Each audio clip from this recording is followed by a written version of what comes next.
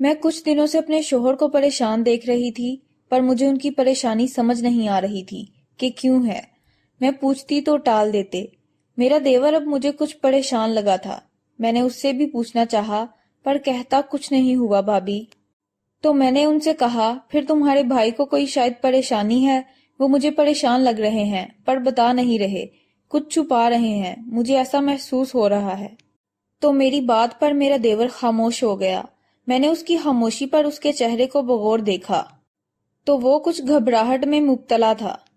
مجھے اس وقت ایسا لگا جیسے شاید وہ دونوں ہی، میرا دیور اور شوہر، ایک بات پر پریشان تھے، بس مجھے نہیں بتا رہے تھے۔ میں اب پریشان ہونے کے ساتھ ساتھ تجس میں مبتلا ہو گئی تھی کہ ایسی کیا بات ہو سکتی ہے جو وہ مجھ سے چھپا رہے ہیں، کیونکہ اس گھر میں میری بات چلتی تھی، جیسا میں کروں وہی ہوتا تھا۔ میری ساس اور نند کوئی نہیں تھی، صرف ایک دیور تھا جو کنوارا تھا، اور کچھ دن پہلے اس کا رشتہ ایک جگہ میں نے طے کیا تھا۔ لیکن حیرت کی بات تھی، ان لوگوں کو میں نے فون کیا تھا کچھ بات کرنے کے لیے، وہ لوگ میری کال نہیں اٹھا رہے تھے، اب تو ان کا نمبر بھی بند جا رہا تھا۔ لیکن اس وقت دیور کی ایسی حالت دیکھ کر میں نے ٹھان لیا اب تو اپنے شوہر سے پوچھ کر ہی رہوں گی کہ آخر مسئلہ کیا ہے۔ اس لیے جیسے ہی آج وہ کام سے تھکے ہارے آئے تو میں نے ان کو چائے بنا کر دی اور ساتھ بیٹھ کر ان کے چائے ختم ہونے کا انتظار کرنے لگی۔ انہوں نے چائے ختم کی تو میں نے اپنی بات شروع کرنے کا آغاز کیا۔ میں نے اس بار سیدھا ان سے مدعے کی بات پوچھی کہ مجھے یہ بتائیں کہ اصل بات کیا ہے۔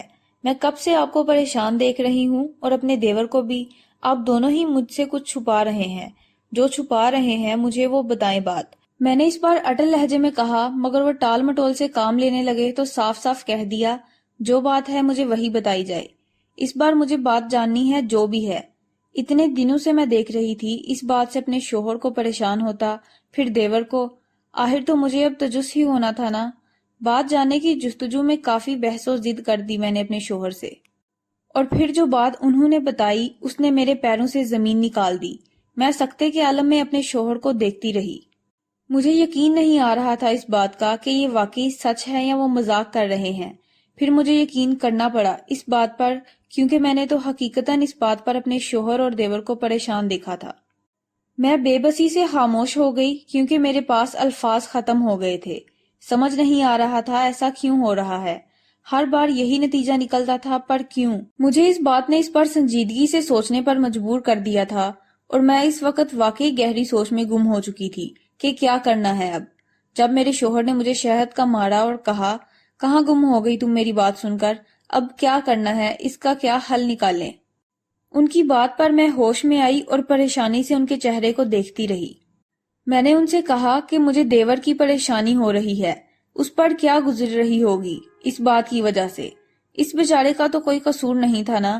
اصل بات یہ تھی کہ میرا صرف ایک ہی دیور تھا۔ میری شادی کو 5 سال ہو گئے تھے، میری ساس کو فوت ہوئے 3 سال ہو چکے تھے، میری کوئی نند نہیں تھی۔ اس وجہ سے گھر کی ساری ذمہ داری اور دیور کی بھی دیکھ بھال میرے ذمہ تھی، اور میں اپنی پورے حق اور سچائی کے ساتھ خوش اسلوبی سے اس ذمہ داری کو پورا کر رہی تھی۔ اب میرے دیور کی شادی کی عمر ہو گئی تھی، پر مسئلہ یہ ہو رہا تھا کہ دیور کا جہاں رشتہ کرتے اگلے دن ہی انکار ہو جاتا، کیونکہ ایک تو میرے دیور کو کم سنائی دیتا تھا، اس کو کانوں میں مسئلہ تھا اس وجہ سے۔ اب جہاں میں نے اس پر رشتہ طے کیا تھا، وہاں سے بھی اگلے دن ہی جب ان لوگوں کو معلوم ہوا دیور کو کانوں کا مسئلہ ہے، کم سنائی دیتا ہے، کیونکہ میں نے ذرا اس بات کو چھپا رکھا تھا۔ اس بار کیونکہ جہاں بھی رشتہ کرنے جاتے اگر یہ بات بتاتے تھے تو فوراً انکار ہو جاتا تھا۔ یہ بات میرے شوہر نے مجھ سے چھپائی تھی، جبکہ دیور کو بتا رکھی تھی۔ اسی بات کی پریشانی ان دونوں کو تھی، اور مجھے اس پریشانی سے بچانے کے لیے وہ لوگ یہ بات مجھ سے چھپا رہے تھے، کیونکہ اب مجھے سمجھ آ رہا تھا کہ مسئلہ بہت سنگین ہے۔ اس بار کچھ ایسا کرنا ہوگا کہ جس سے یہ مسئلہ بھی بیچ میں نہ آئے اور میرے دیور کی شادی بھی ہو جائے۔ میں اپنے شوہر کو تسلی دے کر کمرے سے باہر نکل گئی۔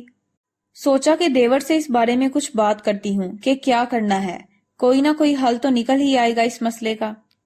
دوسرے دن میری پڑوسن نے مجھ سے پوچھا کہ دیور کی شادی کب کروا رہی ہو، اب تو رشتہ بھی ہو گیا اس کا تو۔ اس کی بات سن کر میں اداس ہو گئی۔ میری اداسی دیکھ کر اس نے مجھ سے اس کی وجہ پوچھی تو میں نے اسے بتا دی کہ میرے دیور کا وہ بھی رشتہ ٹوٹ گیا، کیونکہ تمہیں پتا تو ہے میرے دیور کو کم سنائی دیتا ہے، بس اسی وجہ سے لوگ انکار کر کے چلے جاتے ہیں۔ میری بات سن کر وہ بولی کہ تو لوگوں کو نہ بتایا کرو، کل کو خود ہی لڑکی شادی کے بعد سیٹ ہو جائے تمہارے دیور کے ساتھ، اس کو کون سی اتنی بڑی بیماری ہے۔ اس کی بات سن کر مجھے ہنسی آئی کہ اس بار تو میں نے یہ بات چھپائی تھی، پر پتہ نہیں کیسے ان کو پھر بھی معلوم ہو گئی تھی۔ لیکن میں نے اپنی پڑوسن کو نہیں بتایا اور اس سے چند باتوں کے بعد بات ختم کرنا چاہی جب اس نے کہا تم ایک اور کام کرو۔ میں نے تجھ سے پوچھا کون سا، تو کہتی ایک پیر بابا کا پتہ دیتی ہوں تمہیں، اس سے دم کروا دو اپنے دیور پر، اس سے اثر ہوگا اور تمہارے دیور کی شادی بھی ہو جائے گی۔ میں نے یہ سنتے ہی فوراً اس سے اس پیر بابا کا پتہ لے لیا اور دیور سے اس بارے میں بات کی تو اس نے صاف انکار کر دیا اس کام کو کرنے سے۔ پر میں نے بہت ضد کی اور اس کو تھوڑا جذباتی بھی کیا کہ میں تو تمہارا بھلا چاہتی ہوں، تمہارے لیے سب کر رہی ہوں، لیکن تمہیں کوئی پرواہ نہیں، اپنی بھابھی کی بات مانی نہیں تم نے۔ ایسی دو چار باتیں مزید کر کے اس کو اپنی بات کے گھیرے میں لے لیا اور اگلے دن ہی ان معاملوں سے میں نے تنگ آ کر اس کو دم کروانے لے گئی۔ پیر بابا کو سارا مسئلہ بتایا اور وجہ بھی، جس کو سن کر انہوں نے کچھ باتیں کہیں جن پر اس وقت ہم نے عمل کیا۔ پھر پیر بابا دم کر کے کہنے لگا اگلے جمعرات اس کا رشتہ پکا ہو جائے گا، اور اس بات نے میری آنکھوں میں روشنی بھر دی کہ اتنی اچانک جلدی کام ہو جائے گا، مجھے تو معلوم ہی نہیں تھا۔ میں نے تو حیرت کے سمندر میں ڈوبتے ہوئے بے یقینی کا اظہار بھی کر دیا، جس پر پیر بابا کچھ ناراض سے ہو گئے تو میں کھسیانی ہو گئی۔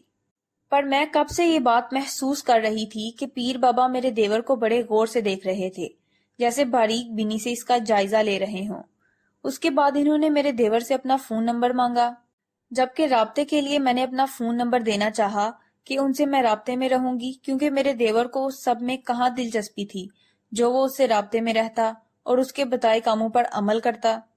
پر میری حیرت کی انتہا تب نہ رہی جب پیر بابا نے کہا تم اپنا فون نمبر نہیں دو، اپنے دیور کا دو، مجھے اس کا چاہیے۔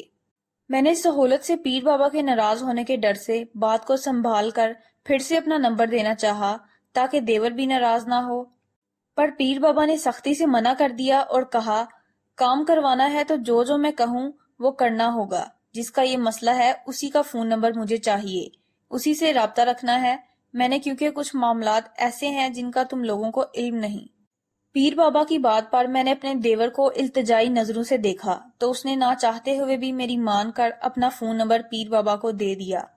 اس کے بعد جو خوشی اور رونق میں نے پیر بابا کے چہرے پر دیکھی تو مجھے اس خوشی کی اصل وجہ سمجھ نہیں آئی کہ اس میں تو عام بات ہے، روز ہزاروں لوگ ان سے کام کروانے آتے ہوں گے اور ہزاروں سے وہ اس طرح بات کرتے ہوں گے، فون نمبر لیتے ہوں گے، پر یہاں جو ان کی میرے دیور سے فون نمبر لیتے وقت مسرت و خوشی تھی وہ مجھے تھوڑا سوچنے پر مجبور کر رہی تھی کہ ایسا کیوں ہے۔